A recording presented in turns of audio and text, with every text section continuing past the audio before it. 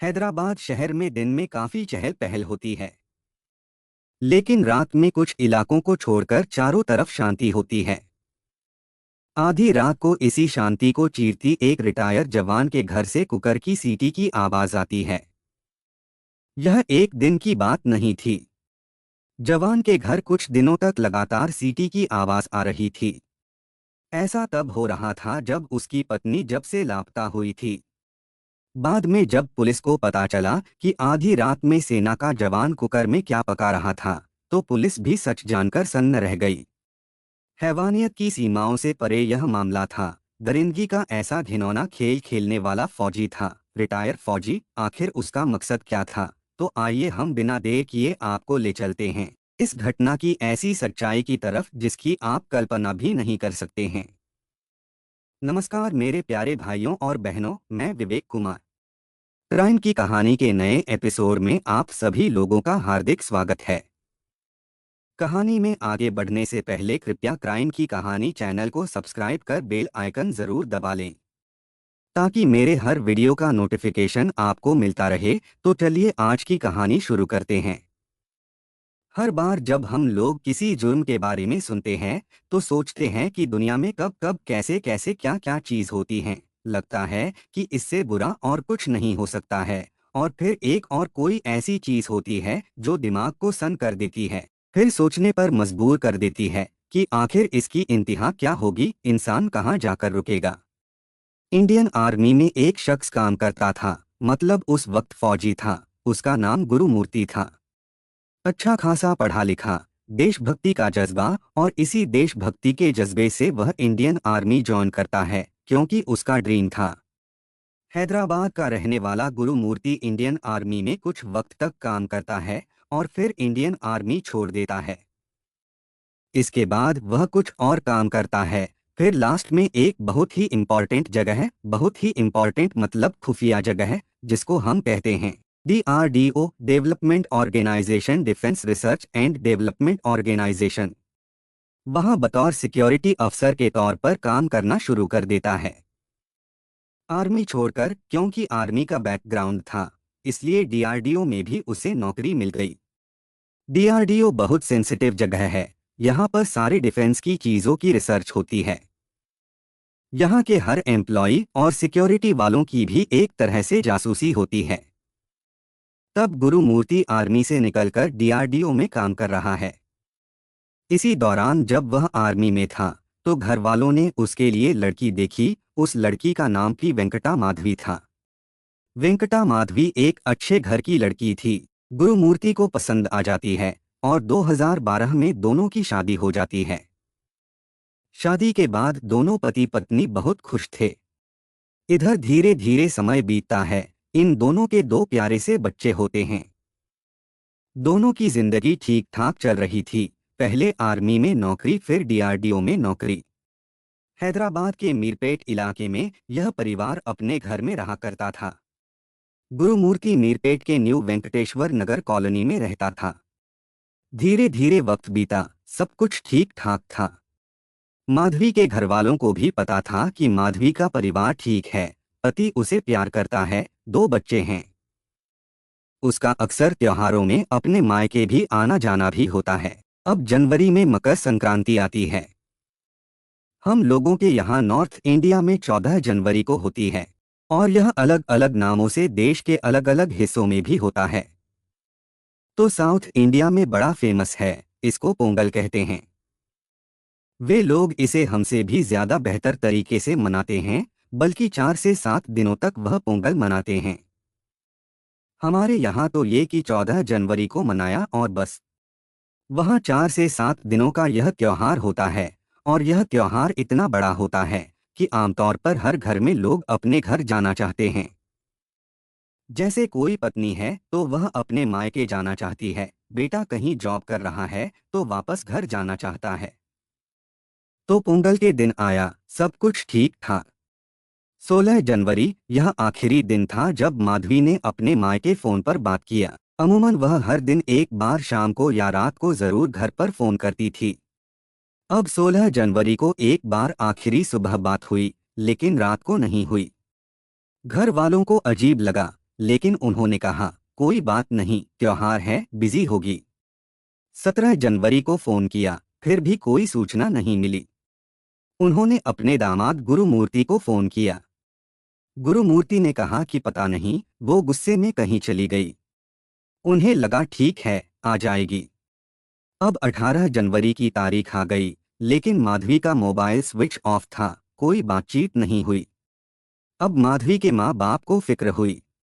उन्होंने कहा कि चलकर अपनी बेटी की खबर लेते हैं। अब वे जहाँ रहती थीं, अपने उस गांव से हैदराबाद पहुंचते हैं। हैदराबाद अपने दामाद के घर मीरपेट के न्यू वेंकटेश्वर नगर कॉलोनी पहुंचते हैं। उनका दामाद गुरुमूर्ति अकेला था। उसकी वजह यह थी कि जब ये पोंगल आया तो माधवी की एक और बहन भी हैदराबाद में रहती थी, तो माधवी के बच्चे पोंगल मनाने अपनी मौसी के घर चले गए। अब गुरुमूर्ति घर में अकेला था। माँ बाप आते हैं, पूछते हैं, तो फिर वह बताता है कि असल में हुआ यह कि पोंगल के वक्त माधवी अपने घर जाना चाहती थी। गुरुमूर्ति ने कहा कि मैंने उसको मना किया कि अभी बच्चे हैं, यहाँ पर मेरी भी नौकरी है, तुम इस बार मत जाओ, बाद में चले जाना। इस बात पर वह गुस्सा हो गई और फिर दोनों में झगड़ा हुआ। और झगड़े के बाद वह 16 जनवरी को घर छोड़कर चली गई। घर वालों ने कहा, ऐसी बात थी तो आपको हमें बताना चाहिए था। उसने कहा, मुझे लगा लौट आएगी, मैंने इतना सीरियस नहीं लिया। अब 18 जनवरी, 2 दिन बीत गए थे, घर वाले आ चुके थे। उन्होंने कहा, अब तो कोई सुराग नहीं मिल रहा, तो चल के पुलिस में रिपोर्ट करते हैं। तो गुरुमूर्ति ने कहा, हाँ, मुझे भी फिक्र हो रही है, चलिए पुलिस स्टेशन चलते हैं, रिपोर्ट करते हैं। अब माधवी के माँ बाप और माधवी का पति गुरुमूर्ति, ये तीनों इसी मीरपेट इलाके में जो लोकल पुलिस स्टेशन उनके क्षेत्राधिकार में था, वहां पहुंचते हैं। और वहां जाकर पूरी रिपोर्ट दर्ज की जाती है। पुलिस रिपोर्ट लिखती है, पूछताछ करती है, फिर कहती है कि हम तफ्तीश कर रहे हैं। अब माधवी लगभग 16 को गायब हुई, 17-18 को रिपोर्ट लिखी गई। 18 बीत गया, 19, 20, 21, 22 तारीख आ गई, लेकिन माधवी का कुछ सुराग नहीं मिला। 6 दिन हो चुके थे और पुलिस ने अपनी तरफ से भी पता करने की कोशिश की, कहीं कोई सुराग नहीं मिला। पहले पुलिस ने भी इस केस को हल्के में लिया। उसे लगा कि पति ने बताया था कि माँ के घर नहीं जाने दिया, गुस्से में होगी तो अपनी किसी सहेली या रिश्तेदार के घर चली गई होगी। लेकिन जब 6 दिन बीत गए तो पुलिस को भी फिक्र हुई कि कुछ गड़बड़ है। अब पुलिस ने सीरियसली इस केस की इन्वेस्टिगेशन शुरू किया। 27 को उसने सारी जानकारी इकट्ठा की, फिर गुरुमूर्ति से दोबारा पूछताछ किया। बोला, अच्छा बताओ हुआ क्या था? तो उसने कहा, 16 तारीख को मैं आया, उसके बाद शाम को यही जाने के लिए बहस हुई, मैंने उसे मना किया, गुस्से में घर छोड़ के चली गई। अब पहली बार 22 जनवरी को पुलिस सीसीटीवी फुटेज को खंगालने का सोचती है। ये काम पहले भी कर सकती थी, लेकिन उसने शुरुआत में केस को हल्के में लिया था।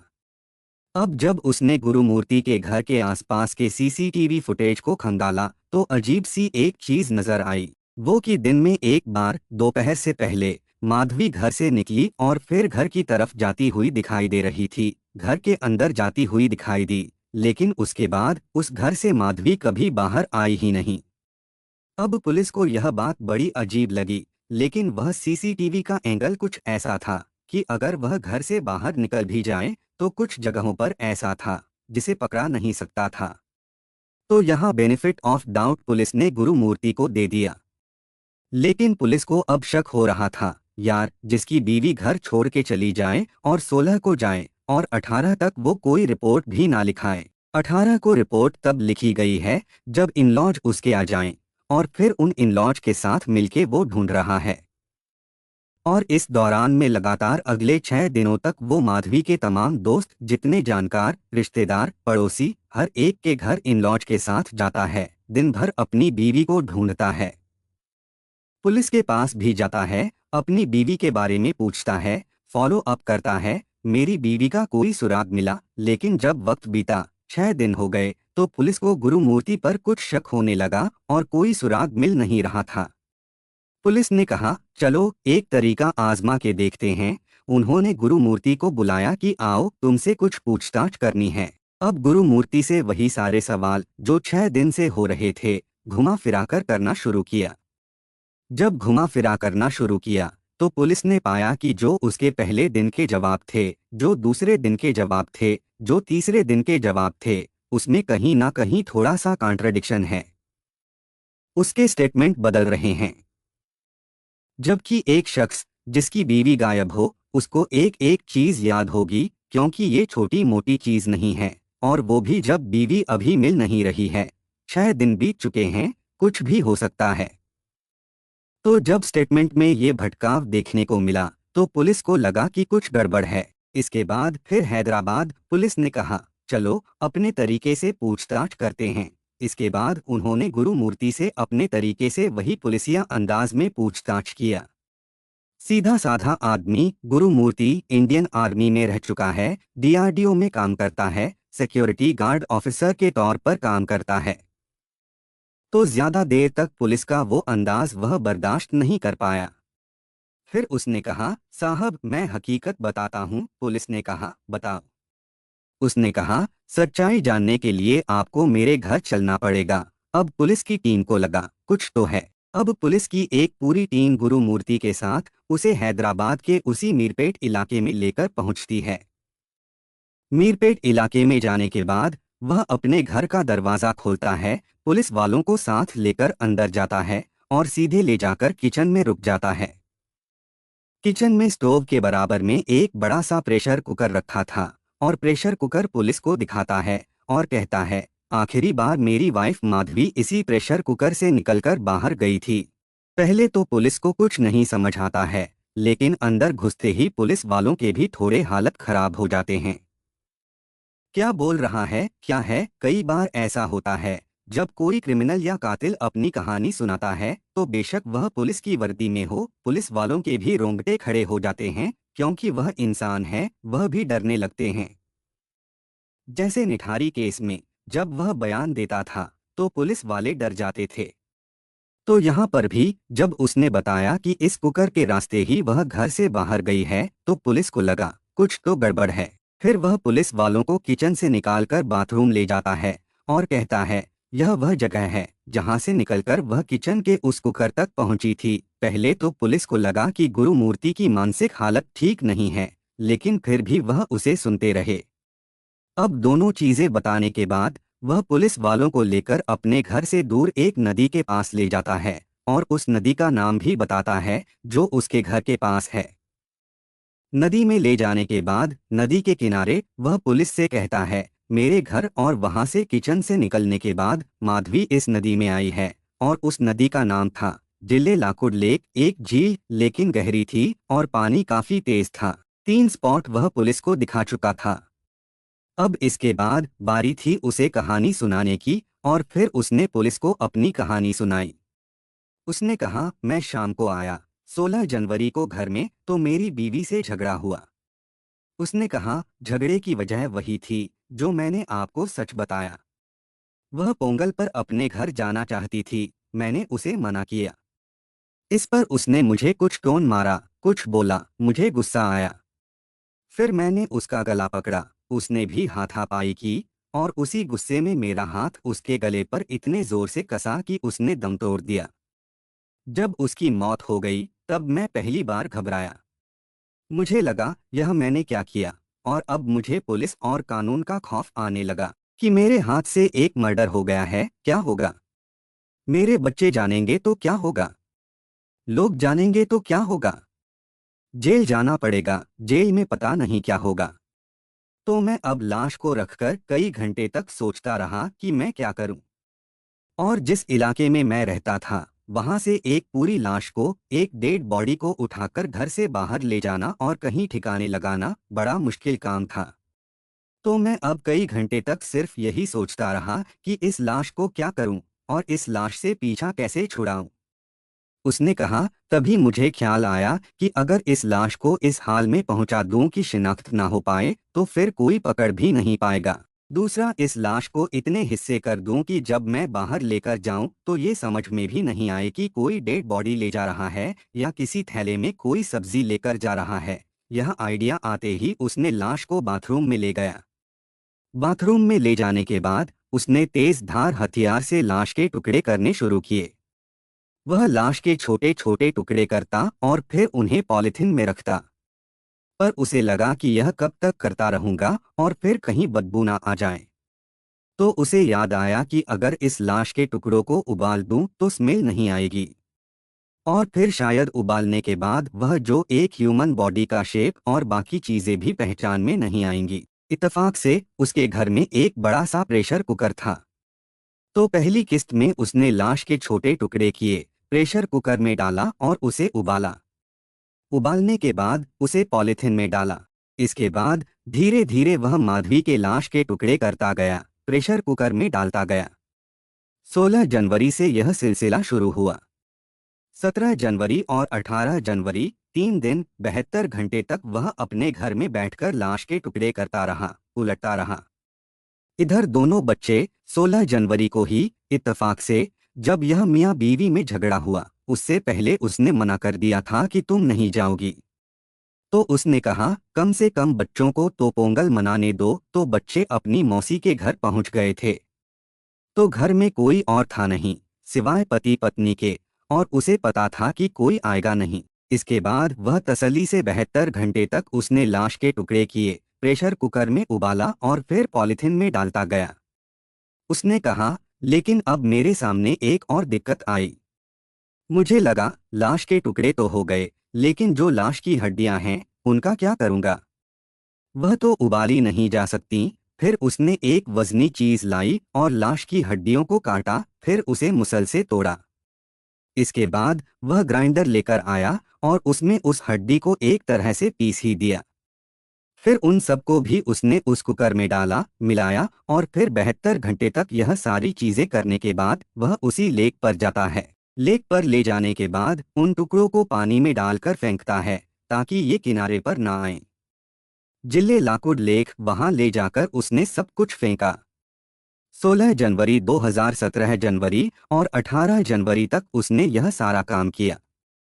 इत्तेफाक से 18 जनवरी को ही उसके इन-लॉज हैदराबाद के उसी घर में आ गए, लेकिन यह सारा काम करने के बाद उसने पूरे घर की एकदम तसल्ली से सफाई किया। एक एक कोना धो डाला, एक एक चीज साफ की, प्रेशर कुकर भी साफ किया और उसे वही किचन में रख दिया। यह सारा कुछ करने के दौरान वह 3 दिनों तक उसी घर में आराम से रहा। अब जब इन-लॉज आए तो रिपोर्ट हुई। खुद पुलिस के पास गया और सब कुछ ढूंढ रहा था, जैसे वह बहुत परेशान है। जब उसने सारी चीजें बता दी तो फिर पुलिस की एक टीम डॉग स्क्वाड के साथ उसी लेक पर पहुंची और 22 जनवरी से ही वहां तफ्तीश शुरू हो गई। लेकिन 24 घंटे से ज्यादा हो गए थे और कई गोताखोर भी उतारे गए थे, फिर भी लाश का एक छोटा सा टुकड़ा भी पुलिस के हाथ नहीं लगा। अब उस लेक में बहुत सारी मछलियां, बड़ी बड़ी मछलियां भी हैं। पुलिस को अंदेशा यही है कि जिस तरीके से बॉयल किया गया, फेंका गया, तो शायद लाश के टुकड़े नहीं मिले। हड्डियों के मिलने का सवाल नहीं पैदा होता है, क्योंकि उसने उसे ग्राइंडर में पीस डाला। अब फॉरेंसिक की टीम पहुंची उसके घर पर, क्योंकि नंगी आंखों से देखने में घर से एक भी चीज नहीं मिली। लेकिन कितनी भी सफाई कर लो, कई बार कुछ सुराख, सबूत, फॉरेंसिक के कुछ मांस का लोथड़ा, स्किन या ब्लड का कोई स्टेन वह मिल जाता है।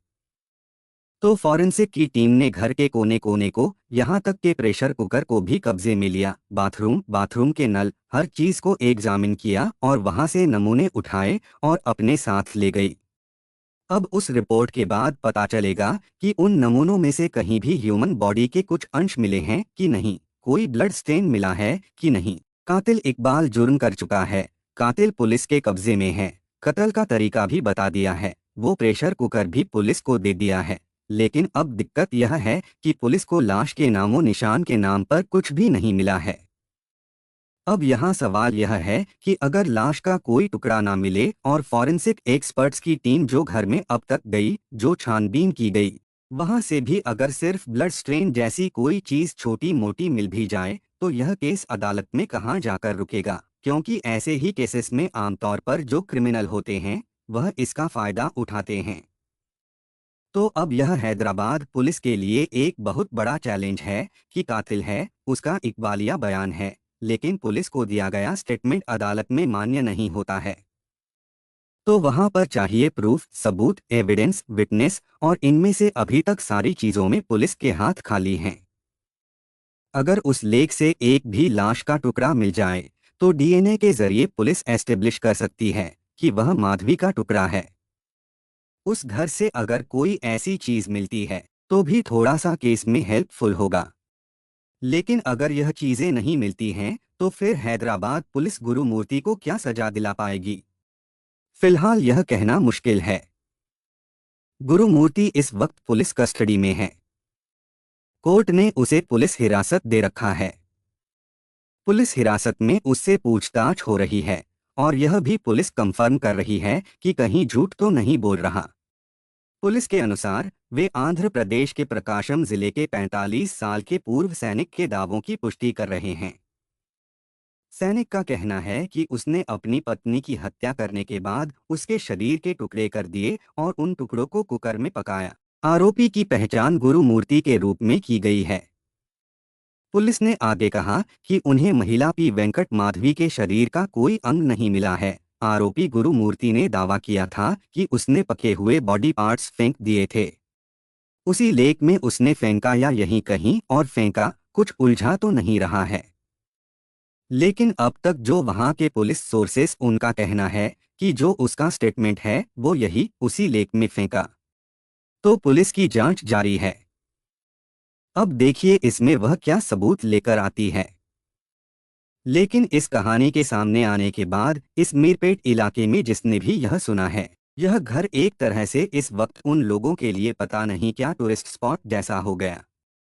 हर कोई आकर देखना चाहता है कि यही वो घर है, अच्छा, जिसमें किसी महिला को कुकर में उबाला गया। इस स्टोरी से पूरे लोकल न्यूज़पेपर भरा हुआ है।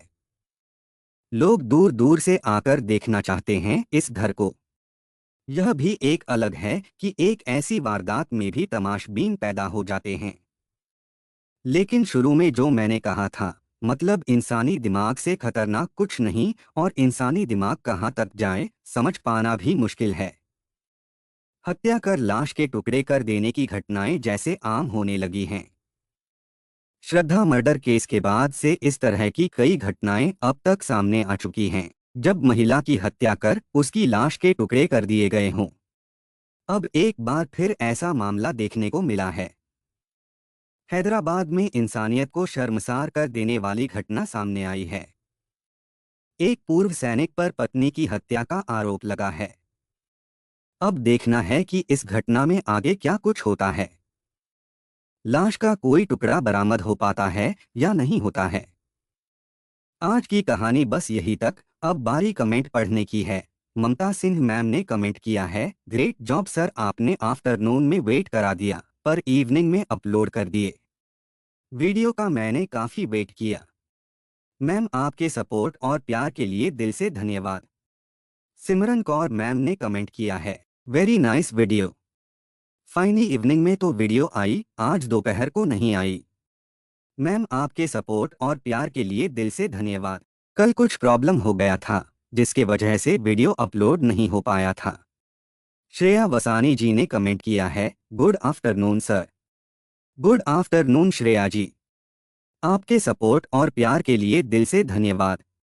विवेक जी ने कमेंट किया है, अपने देश की महिलाएं जब तरक्की कर ऊंची उड़ान भरते हैं तो गर्व महसूस होता है दिल से, पर जब कोई ऐसी सफलता पाने के बाद भी अपनी जीवन लीला को समाप्त कर देती है तो सीरियसली बहुत तकलीफ होता है भाई। सर आपके सपोर्ट और प्यार के लिए दिल से धन्यवाद। सर जी, जब कोई महिला किसी अच्छे पोस्ट पे पहुंचती है इसका मतलब कि वो अपने जीवन में बहुत संघर्ष करके यहाँ तक पहुंची है। इस पे गर्व तो होना ही चाहिए। रीता छेत्री मैम ने कमेंट किया है, ओल्ड स्टोरी। मैम आपके सपोर्ट और प्यार के लिए दिल से धन्यवाद। मैम आजकल आपका कमेंट नहीं आ रहा है, कमेंट कर दिया कीजिए, मुझे और नए वीडियो बनाने की हिम्मत मिल जाती है। कल्पना लिंबू जी ने कमेंट किया है, मैम आपके सपोर्ट और प्यार के लिए दिल से धन्यवाद।